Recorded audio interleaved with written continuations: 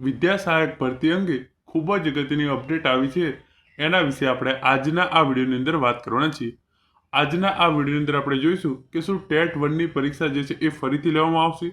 સાથે સાથે આપણે એ પણ જોઈશું કે વિદ્યા સહાયક ભરતી માટેનું જે કટ ઓફ છે એ આ વખતે ખૂબ જ નીચું રહેવાની શક્યતા છે. અત્યારે જે વિદ્યા સહાયકની ભરતી ચાલી રહી છે એ સાથે સાથે જે દિવ્યાંગ માટે સ્પેશિયલ વિદ્યા સહાયકની ભરતી આવનાર છે, સાથે સાથે કચ્છ જિલ્લા માટે સ્પેશિયલ 4100 શિક્ષકની ભરતી આવનાર છે. એ તમામ ભરતી માટે શું ટેટ 1ની પરીક્ષા ફરીથી લેવાની જે માગણી કરવામાં આવી રહી છે એના વિશે, પછી ઓછા મેરિટવાળા ઉમેદવારો છે એમને પણ શિક્ષક બનવાનો ચાન્સ મળશે, અને વિદ્યા સહાયક ભરતી માટે કટ ઓફ એકદમ નીચું રહેવાની જે સંભાવના છે એ તમામ બાબતો વિશે આપણે આજના આ વિડીયોની અંદર વાત કરવાના છીએ. વિડીયો શરૂ કરતા પહેલાં ટેટ 1ની પરીક્ષા અંગે કેટલાક ઉમેદવારો જે આપણા જૂના વિડીયો છે એની અંદર કોમેન્ટ કરેલી છે એ હું તમારા સાથે પહેલાં શેર કરવા માગીશ. તો તમે એક પછી એક પહેલાં કોમેન્ટ વાંચી લો, પછી આપણે જે છે એ વિડીયો શરૂ કરીએ છીએ. પહેલાં જે આ હાર્દિકભાઈ પ્રજાપતિની કોમેન્ટ છે તમે એ જુઓ. હું હાલ BEd સેમ 4માં છું. મારું એવું માનવું છે કે જે લોકો ઓલરેડી ટેટ પાસ કરીને બેઠા છે, મેરિટમાં છે, એ લોકોની ઉંમર વધતી જાય છે. એમને તો મેરિટના આધારે ન લઈ લેવા જોઈએ. નવી પરીક્ષા લેવાની કોઈ જરૂર નથી. આગળની ટેટ પરીક્ષા પાસ કરેલ ઉમેદવારો પણ હોશિયાર જશે, કંઈ ગાંડા નહીં હોય, બરાબર? એટલે જ પાસ થઈને બેઠા છે. એટલે મેરિટના આધારે નોકરી લઈ લો, પછી નવી પરીક્ષા લાવજો. તો આમને એવું કેવું છે કે જે ઉમેદવારો ઓલરેડી ટેટ પાસ છે એમને જ અત્યારની જે શિક્ષકોની નવી 4100 કચ્છની અંદર, સાથે સાથે દિવ્યાંગોની પણ 4000+ જેવી જગ્યાઓ પર જે છે એ ભરતીની જાહેરાત ગુજરાત સરકાર દ્વારા કરી નાખવામાં આવી છે. તો એના માટે પણ જે ઉમેદવારો ટેટ પાસ કરીને બેઠા છે એમને જ લેવા જોઈએ એવું હાર્દિકભાઈ પ્રજાપતિનું મંતવ્ય છે. પછી તમે એક આ બીજી કોમેન્ટ છે એ પણ વાંચો. ચાલુ વિદ્યા સહાયક ભરતીમાં વય મર્યાદામાં વધારો કરીને ટેટ પાસ ઉમેદવારોને એક છેલ્લો ચાન્સ મળે એવા ઉમેદવારોના શિક્ષણલક્ષી મહત્વપૂર્ણ લેવામાં આવે તેવી આશા. તો અત્યારે એવું કેવું છે ઉમેદવારોને કે જો આ નવી પરીક્ષા લેવામાં આવશે તો જે ઉમેદવારો ઓલરેડી ટેટ પાસ કરીને બેઠા છે એવું વય મર્યાદામાંથી નીકળી જશે.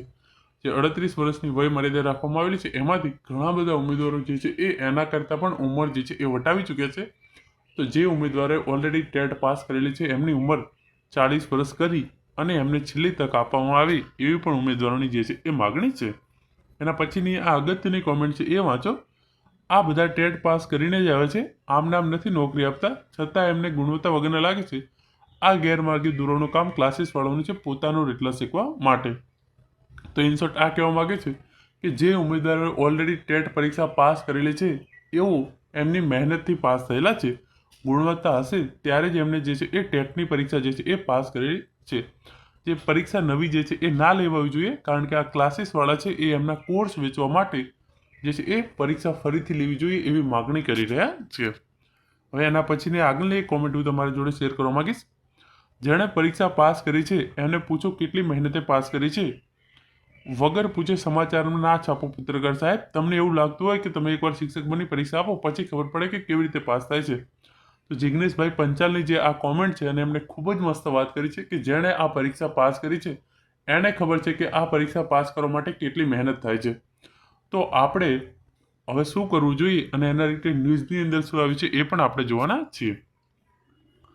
તો અને આ છેલ્લી કોમેન્ટ છે એ તમને હું 81,000માંથી 2700 પાસ થયા છે તોય ગુણવત્તા નથી દેખાતી, તો પછી 2 વર્ષ જ ભરતી થશે.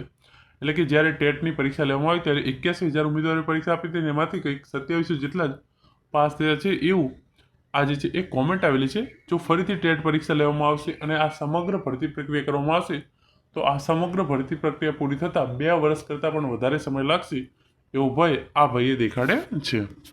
હવે છેલ્લે આપણે આ જોઈએ ન્યૂઝ શું હતા એ. ઉતાવળે આંબા ન પાકે એ કહેવતને સાર્થક કરવું. સરકાર પહેલાં ટેટ 1 પરીક્ષા લે પછી જ કચ્છમાં શિક્ષકોની ખાસ ભરતી કરે. તો મેઇન જે કચ્છમાં શિક્ષકોની 4100 નવી જગ્યાઓ પર ભરતી કરવામાં આવી રહી છે એના રિલેટેડ આ મુદ્દો ઉઠી રહ્યો છે કે ટેટ 1ની અંદર જે છે એ જે ઊંચા મેરિટવાળા લોકો છે એ કરંટ વિદ્યા સહાયક ભરતી છે એની અંદર સિલેક્ટ થઈ જશે. પછી જે ઉમેદવારો વધશે એને જે છે એ ઓછા મેરિટવાળા ઉમેદવારો હશે તો એના કારણે સરખા શિક્ષકો જે છે એ મળશે નહીં. કચ્છમાં શિક્ષકોની ખાસ ભરતી બાબતે ઉતાવળમાં જો ક્યાંય કચાશ ન રહી જાય. નવી શિક્ષણ નીતિ પ્રમાણે ગુણવત્તાસભર શિક્ષકો એ શિક્ષણનો આધારસ્તંભ કહેવાય છે, પરંતુ કચ્છમાં હાલ કચ્છની ખાસ ભરતીને લઈ ગુણવત્તાસભર શિક્ષણને બદલે ક્યાંય ન ચાલે તે કચ્છમાં ચાલી જાય તેવી પરિસ્થિતિ ન સર્જાય માટે જ્યાં નિમણૂક ત્યાં નિવૃત્તિ હોવાથી કચ્છમાં નિમણૂક મેળવવા પહેલાં ખાસ પરીક્ષા લીધા બાદ જ ભરતી કરવી જોઈએ એવો શિક્ષણવિદોમાંથી જે છે એવો સૂર ઉઠી રહ્યો છે. ઉમેદવારો દ્વારા એવું કહેવામાં આવી રહ્યું છે, અમુક ઉમેદવારોને એવું કહેવું છે કે ટેટ 1 પરીક્ષા જે છે એ ફરીથી લેવાવી જોઈએ અને જનરલી એવું છે કે ક્લાસીસવાળા જ એવું કહી રહ્યા છે કે એમનો કોર્સ વેચાય. ટેટ 1ની પરીક્ષા જો ફરીથી લેવામાં આવે તો એમના કોર્સ વેચાય અને એમને ફી મળે. એના કારણે એવું કહી રહ્યા છે કે આ પરીક્ષા જે છે એ ફરીથી લેવી જોઈએ. ઉતાવળમાં ભરતી કરાશે તો ટેટમાં ઓછા ગુણ મેળવે કે સાવ ઓછું મેરિટ ધરાવતા કે ક્યાંય પણ મેરિટમાં ન આવેલા ઉમેદવારો જે છે એ શિક્ષકો બની જશે એવું જે છે એ આ ભય સેવવામાં આવી રહ્યો છે. તો આ વખતે જે છે એ વિદ્યા સહાયકનું કટ ઓફ પરીક્ષા લીધા વગર એમને રાખવામાં આવશે તો ખૂબ જ નીચું રહેવાની શક્યતા છે. કચ્છમાં શિક્ષકોની દાયકાઓ જૂની શિક્ષણ ઘટ સમસ્યાને ધ્યાનમાં લઈ ખાસ કિસ્સામાં જ્યાં નિમણૂક ત્યાં નિવૃત્તિ સૂત્ર સાથે ધોરણ 1 થી 5 માટે 2500 અને ધોરણ 6 થી 8 માટે 1600 એમ કુલ 4100 વિદ્યા સહાયકોની જે છે એ ભરતી કરવામાં આવશે એવી જે છે એ જાહેરાત ગુજરાત સરકાર દ્વારા કરવામાં આવી છે. પણ તેમાં કચ્છમાં કેટલાક જાગૃત વાલીઓએ આશંકા જતાવી જણાવ્યું છે કે કચ્છ જિલ્લામાં ખાસ કિસ્સામાં ભરતી કરવામાં આવશે ત્યારે કચ્છના વિદ્યાર્થીઓ પણ ટોપ કક્ષાના ઉચ્ચ ગુણવત્તા મેળવતા અને સારી ગુણવત્તાસભર લાયકાત મેળવતા ઉમેદવારો પાસેથી શિક્ષણ મેળવવું તે જરૂરી છે. તો એમનું એવું કહેવું છે કે જે ઉમેદવારો ટોપ ક્લાસીસના હશે એટલે કે જેના ટોપ મેરિટ લિસ્ટમાં નામ હશે એ તો અત્યારે જે વિદ્યા સહાયક ભરતી ચાલી રહી છે એની અંદર આવી જશે. એના પછી જે ઉમેદવારો વધશે એમનું ઓછું મેરિટ હશે એવું કહેવું જ. પરંતુ એવું જરૂરી નથી કે જે ઉમેદવારો ટેટ પાસ કરી છે એક પરીક્ષાની અંદર ઓછા માર્ક્સ મેળવ્યા તો તેઓ સરખા શિક્ષક નથી, આપણે એવું માની લેવાય નહીં. કચ્છના તમામ રાજકીય પ્રતિનિધિઓની અથાગ મહેનત અને રજૂઆતોને કારણે રાજ્ય સરકાર દ્વારા ખાસ ભરતીની જે છે એ જાહેરાત કરવામાં આવી છે.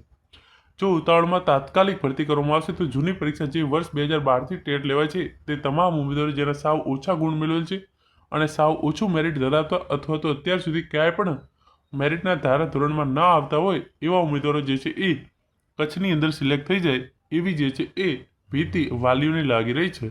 કચ્છમાં ખાસ કિસ્સામાં ભરતી કરવામાં આવે તે અગાઉ નવી ટેટ પરીક્ષા લેવામાં આવે તો રાજ્યના હજારો ઉમેદવારો પરીક્ષા આપી શકે અને તેમના સારા મેરિટના ધોરણે ઉચ્ચ ગુણવત્તાવાળા શિક્ષકો જે છે એ કચ્છ જિલ્લાને મળે એવી જે છે એ અહીંયા જોગવાઈ વાલીઓ કરવા ઈચ્છી રહ્યા છે.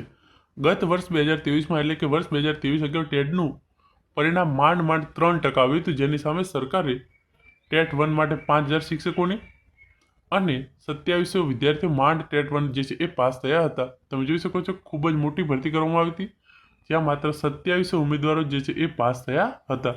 ધોરણ 1 થી 5ની અંદર 5000 શિક્ષકોની જે છે એ ભરતી છે પરંતુ ટેટ 1 કેટલા 27 ઉમેદવારો જે છે 2700 ઉમેદવારો જે છે એ પાસ થયા હતા. તો જે માત્ર 3-4% રિઝલ્ટ આવ્યું હતું અને એની અંદર પણ નીચે આવેલા હોય તો એ ઉમેદવારો યોગ્ય ના હોઈ શકે એવું આપણે કહી શકીએ નહીં.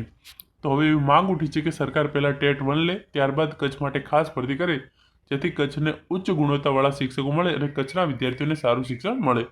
જે આ 4100 શિક્ષકોની ભરતી થનાર છે એના માટે ટેટ 1 અને ટેટ 2 પરીક્ષાનું આયોજન કરી અને ઉત્તીર્ણ થનાર ઉમેદવારોની નિમણૂક કરવામાં આવી એવી જે છે એ માંગણી ઉઠી છે.